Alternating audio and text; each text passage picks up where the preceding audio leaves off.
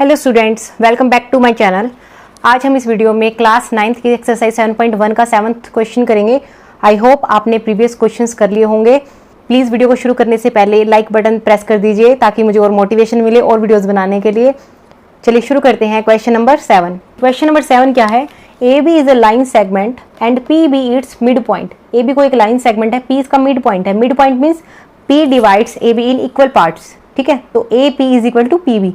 First line से हमें ये बात मिलती है। उसके बाद देखिए D and D are the points on the same side of A B. D और ई जो पॉइंट्स है वो ए बी की सेम साइड में है। सेम साइड मीन्स इधर अपवर्ड और डाउनवर्ड। ठीक है, तो ये फिगर हमें गिवन है, तो देखो दोनों एक ही साइड पे पॉइंट है। Such that angle B A D is equal to angle A B E. ठीक है, तो ये वाला जो एंगल है और ये वाला एंगल है, दोनों इक्वल हैं।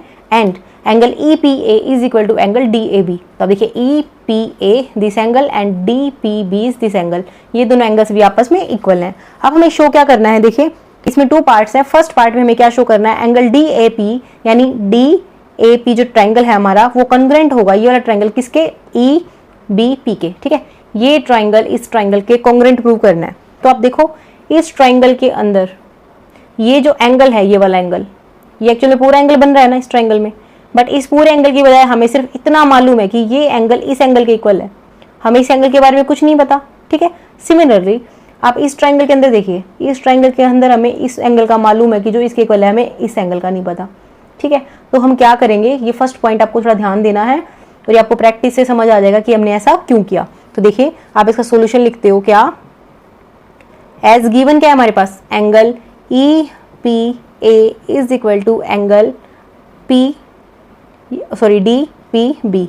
ये दोनों एंगल्स आपस में इक्वल हैं। तो अगर हम ये वाला जो एंगल है ये दोनों में ऐड कर दें तो भी तो बात सेम ही रहेगी ना। ठीक है, जैसे 2 इज इक्वल टू 2 होता है ना, तो अगर मैं 2 के लेफ्ट साइड में 3 ऐड करूं और 2 के राइट साइड में भी 3 ऐड कर दूं तो भी तो बात सेम ही रहेगी। ठीक है, सिमिलरली ये दोनों चीजें इक्वल हैं, तो सेम क्वांटिटी अगर मैं दोनों में ऐड करूं तो भी तो क्वांटिटी इक्वल ही रहेगी ना। ठीक है, तो बस यही करना है हमें। तो हम इसको क्या लिख सकते हैं? एंगल ई पी ए के अंदर हमें कौन सा एंगल ऐड करना है? Angle D P E which is equal to angle D P B plus angle D P E.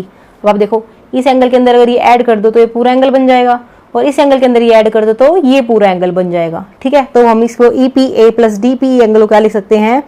Angle D P E is equal to angle, कौन सा एंगल इक्वल हो जाएगा हमारा? E P B. ठीक है, अब देखो इसको हम ना यूज करेंगे, इसको मान लेते हैं फर्स्ट इक्वेशन। ठीक है, अब देखो इन दोनों ट्राइंगल्स को हमें कॉन्ग्रुएंट प्रूव करना है। ठीक है, और ए पी जो है वो पी बी के इक्वल हमें पता ही है क्योंकि P is the midpoint है। तो आप क्या लिखोगे? फर्स्ट इक्वेशन है, second is A P is equal to P B. ठीक है, ये सेकंड इक्वेशन होगी क्योंकि हमारे पास ये गिवन ही था। उसके बाद देखिए ये वाला जो एंगल है वो इस एंगल के इक्वल है, ये भी गिवन है। तो आप क्या लिखोगे? Angle B A D is equal to angle A B E. ठीक है, ये रहा गिवन है हमें, ये इक्वेशन होगी थर्ड। तो by using this we can write by first, second and third equation triangle D A P is congruent to triangle E P B. ठीक है, तो आपको पता चल गया ये कॉन्ग्रुएंट क्यों होंगे। अब इसमें ना देखो ध्यान रखने वाली बात यही है कि जो हमें क्वेश्चन में स्टार्ट कहाँ से करना है, थोड़ा ये वाली बात आ जाती है इसमें। ठीक है, तो क्वेश्चन में स्टार्ट कैसे करोगे आप?